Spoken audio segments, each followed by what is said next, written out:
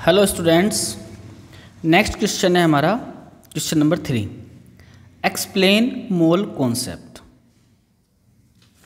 तो आज हमको समझना है कि मोल कॉन्सेप्ट क्या है, मोल का मतलब क्या है।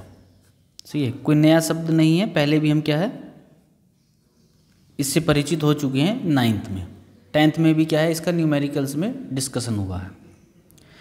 तो मोल कॉन्सेप्ट क्या है? केमिस्ट्री के अंतर्गत मोल कॉन्सेप्ट मैटर की क्वांटिटी को एटॉमिक, मॉलिक्यूल और आयोनिक लेवल पर नापने का एक साइंटिफिक तरीका है।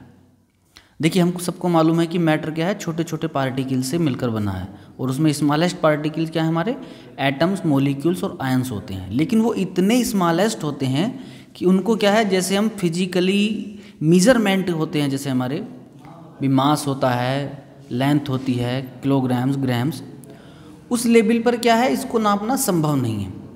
तो साइंटिस्ट्स ने क्या है इसके लिए मोल कॉन्सेप्ट को क्या है डेवलप किया है। इसमें क्या है, उन्होंने अपनी तरफ से पैरामीटर बनाया।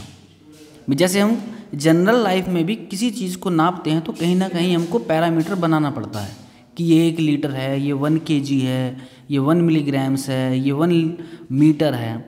तो वो क्या है, एक स्टैंडर्ड क्या है, एक यूनिफॉर्म स्टैंडर्ड हमको बनाना पड़ता है।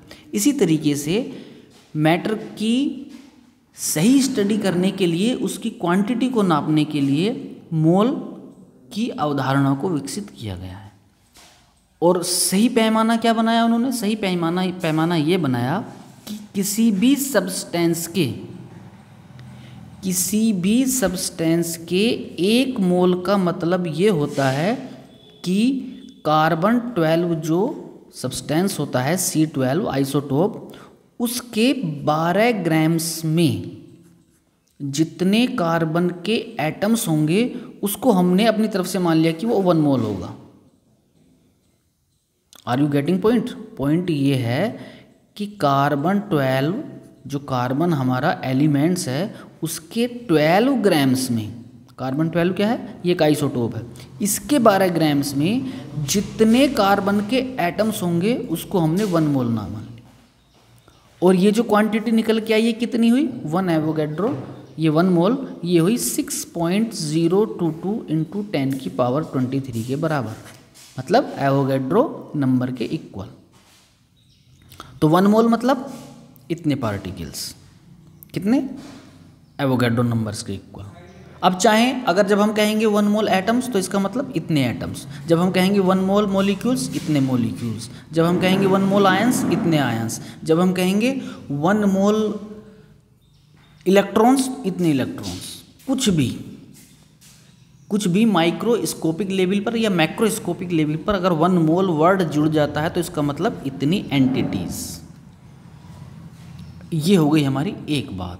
दूसरी बात, इसका अदर क्वांटिटीज से, अदर क्या है, मैटर की जो मेजरमेंट है उससे क्या रिलेशन है वो भी हमको आना चाहिए।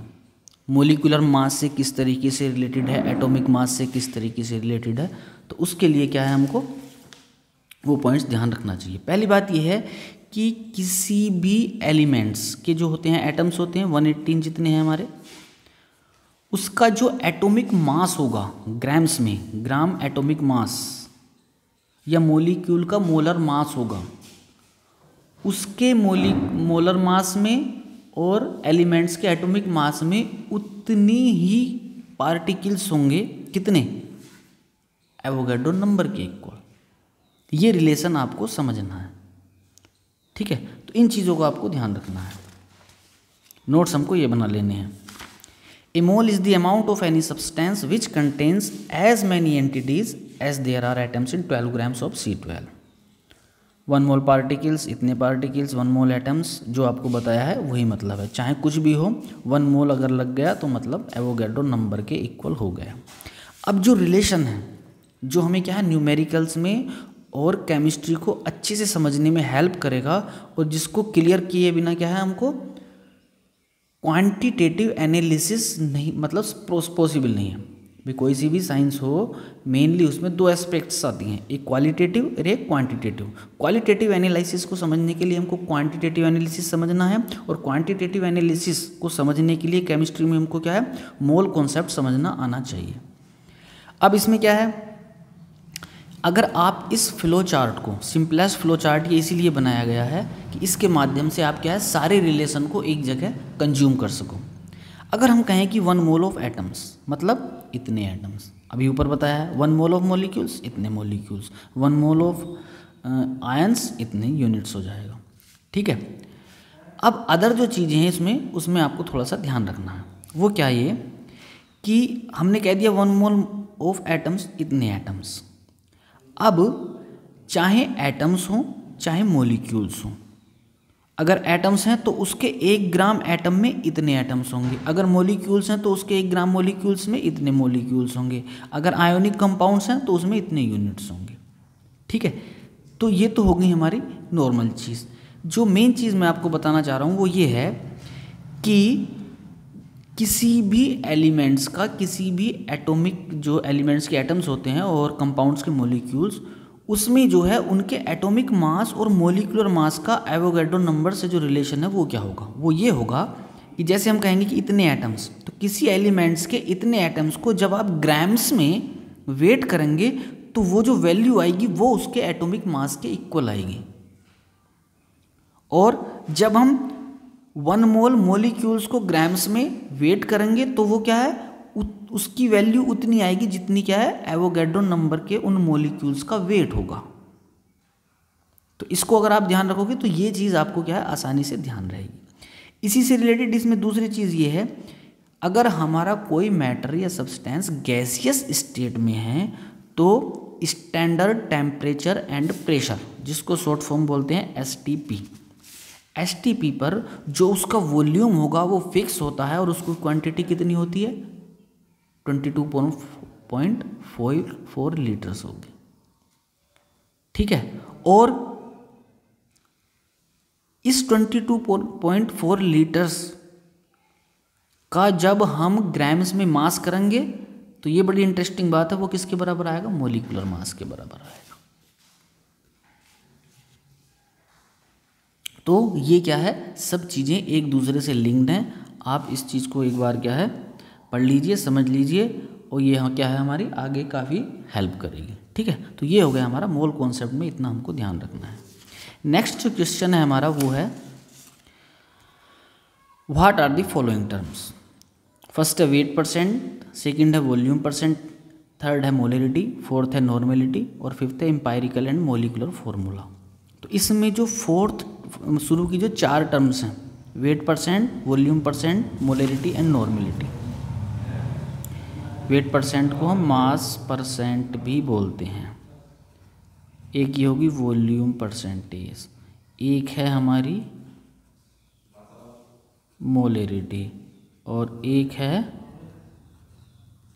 नॉर्मेलिटी। ये ध्यान रखना है कि चारों टर्म्स जो हैं ये सॉल्यूशन की कंसंट्रेशन को डिफाइन करती हैं, कंसंट्रेशन को डिफाइन करती हैं। कंसंट्रेशन मतलब स्ट्रेंथ। सॉल्यूशन होता है, सॉल्यूशन में क्या होता है, सॉल्यूशन में सोलवेंट में सोल्यूट घुला हुआ होता है, मतलब सॉल्यूशन मतलब सोल्यूट प्लस सोलवेंट। जब हम कहते हैं कि सॉल्यूशन की स्ट्रेंथ या कंसंट्रेशन, तो हमको ये निकालना होता है कि कितने सोलवेंट या कितने सॉल्यूशन में सोल्यूट घुला हुआ है। जैसे हम कहें कि 5 ग्राम्स पर लीटर साल्ट इज डिजोल्व, मतलब 1 लीटर पानी में 5 ग्राम क्या है, साल्ट डिजोल्व्ड है। तो ये क्या होगी इसकी 5 ग्राम्स पर लीटर, ये क्या होगी इसकी स्ट्रेंथ होगी, कंसंट्रेशन होगी। ये सिंपलेस्ट फॉर्म है, लेकिन तमाम तरीके के मैटर्स हैं, उनकी नेचर अलग अलग है, उनके जो है एटॉमिक मतलब जो साइज़ है पार्टिकल्स का वो अलग अलग है। तो इन सब को देखते हुए क्या है, कई तरह की कंसंट्रेशन एंड स्ट्रेंथ डेवलप है। हमें क्या है मेन समझनी है। सबसे पहले आती है मास परसेंटेज। अगर आपको मास परसेंटेज निकालनी है तो क्या काम करना पड़ेगा, सोल्यूट के मास को समझ लीजिए। मास परसेंटेज निकालने के लिए क्या करेंगे हम, सोल्यूट के मास को जो सॉल्यूशन का मास होगा उससे डिवाइड कर देंगे, 100 से मल्टीप्लाई कर देंगे। इसी तरीके से वॉल्यूम परसेंटेज निकालनी है तो सोल्यूट के वॉल्यूम को सॉल्यूशन के वॉल्यूम से डिवाइड करके 100 से मल्टीप्लाई कर देंगे तो वो क्या जाएगा, हमारा वॉल्यूम परसेंटेज आ जाएगी। ठीक है। मोलेरिटी और नॉर्मेलिटी के लिए क्या है, हमें अलग से अच्छे से समझना होगा। ठीक है। तो ये जो है हमारा मास परसेंटेज के लिए तो हमारा ये हो गया कि मास ऑफ सोल्यूट को डिवाइड कर दो आप मास ऑफ सॉल्यूशन से, 100 से मल्टीप्लाई कर दो तो हमारा मास परसेंटेज निकल के आ जाएगा। ठीक है। वॉल्यूम परसेंटेज के लिए वॉल्यूम ऑफ सोल्यूट को डिवाइड कर दो आप वॉल्यूम ऑफ सॉल्यूशन से तो हमारा वॉल्यूम परसेंटेज आ जाएगा। मोलेरिटी क्या है, इसको सबसे सिंपलेस्ट वे में आप ऐसे ध्यान रख सकते हो कि किसी सॉल्यूशन के वॉल्यूम में कितने सोल्यूट के मोल्स घुले हुए हैं उसको हम मोलेरिटी बोलते हैं और इसको कैपिटल M से डिनोट करते हैं। और वॉल्यूम किस में होना चाहिए, लीटर्स में। तो molarity is equal to N/VL। N क्या है, number of moles of solute, और VL क्या है, volume of solution in litres. और नंबर ऑफ मोल्स हम कैसे निकालते हैं किसी भी सब्सटेंस के, इसके लिए फार्मूला होता है स्मॉल w/m'। ठीक है। तो इस तरीके से हम n की वैल्यू यहाँ रख देंगे, इस तरीके से हमारी मोलेरिटी निकल जाएगी। इसको लीटर्स में लेना है और अगर मिलीलीटर में चेंज करना है तो इसको 1000 से क्या है हम डिवाइड कर देंगे। तो इस तरीके से हम मोलेरिटी निकाल लेते हैं। तो ये फॉर्मूला हमको विशेष रूप से ध्यान रखना है क्योंकि मोस्टली जो केमिस्ट्री की रिएक्शंस हैं वो सॉल्यूशन में होती हैं और सॉल्यूशन में सबसे ज़्यादा यूज़ होने वाली कंसंट्रेशन जो है वो मोलेरिटी है। कुछ मात्रा में नॉर्मेलिटी भी होती है। नॉर्मेलिटी के लिए हमको फार्मूला ध्यान रखना है W/E/VL। V क्या हो गया, वॉल्यूम ऑफ सॉल्यूशन हो जाएगा, W mass of solute in grams हो जाएगा, E इक्विवेलेंट वेट हो जाएगा। ठीक है, ये नॉर्मेलिटी के लिए हो गया। तो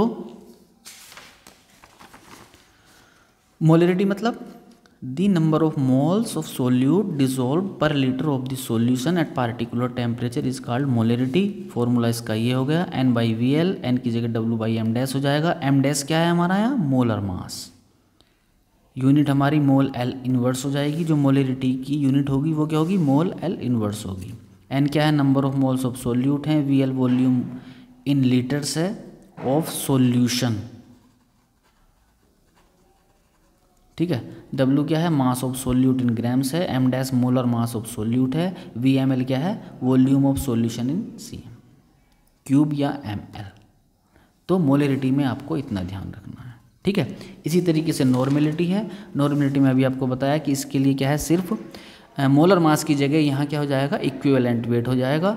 एसिड बेस और साल्ट का जो इक्विवेलेंट वेट होता है उसके अनुसार क्या है, हम इसकी वैल्यू रख के किसी भी सॉल्यूशन की नॉर्मेलिटी निकाल सकते हैं।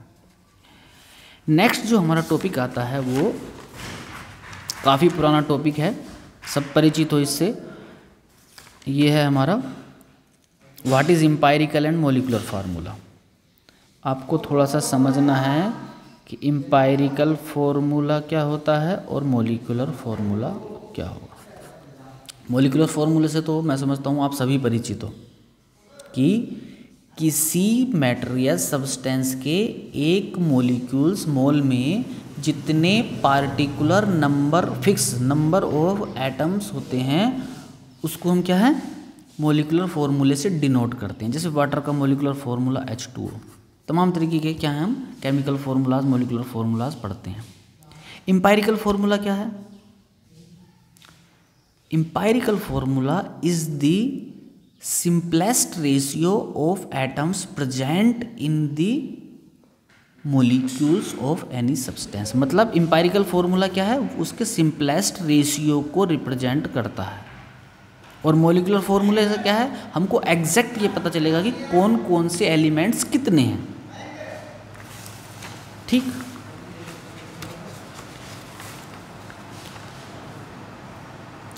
empirical and molecular formula. Both types of chemical formulas give useful information. क्या क्या information देते हैं? The empirical formula tells us the ratio between atoms of the elements. Ratio बताएगा हमको empirical formula, जबकि molecular formula क्या बताएगा? The number of each types of elements and can be used in writing and balancing chemical equations. ठीक है, अब देखो इसको आप एग्जाम्पल से समझ सकते हो. जैसे हम कहें कि ग्लूकोज है, ग्लूकोज का फॉर्मूला होता है C6H12O6. ये इसका मोलिकुलर फॉर्मूला है. इससे हमें ये पता चल रहा है कि ग्लूकोज के एक मोलिक्यूल में 3 एटम्स होते हैं, carbon, hydrogen and oxygen. Carbon के 6 एटम्स होते हैं, हाइड्रोजन एलिमेंट्स के 12 एटम्स होते हैं और ऑक्सीजन के भी 6 होते हैं. तो मोलिकुलर फॉर्मूले से क्या पता चल रहा है हमको? एग्जैक्ट नंबर ऑफ एटम्स पता चल रहा है. लेकिन इंपायरिकल फॉर्मूला जो बनता है वो इनका सिंपलेस्ट रेशियो बनेगा. सिंपलेस्ट रेशियो कैसे? सिंपलेस्ट रेशियो क्या है? इसको आप 6 से डिवाइड कर दो सबको, तो क्या जाएगा? 1:1. तो फॉर्मूला जो होगा हमारा इंपायरिकल फॉर्मूला वो हो जाएगा CH2O. तो ये क्या हो गया हमारा? इंपायरिकल फॉर्मूला हो गया. और ये क्या हमारा? Molecular formula. तो सिंपल सी बात है कि empirical formula represents the simplest ratio while molecular formula represents the exact number of particular atoms of elements in the molecular formula of substance. ठीक है, ये हो गया हमारा. नेक्स्ट क्वेश्चन जो है हमारा वो है what do you understand by chemical reaction and chemical equation. इसको आप खुद करोगे.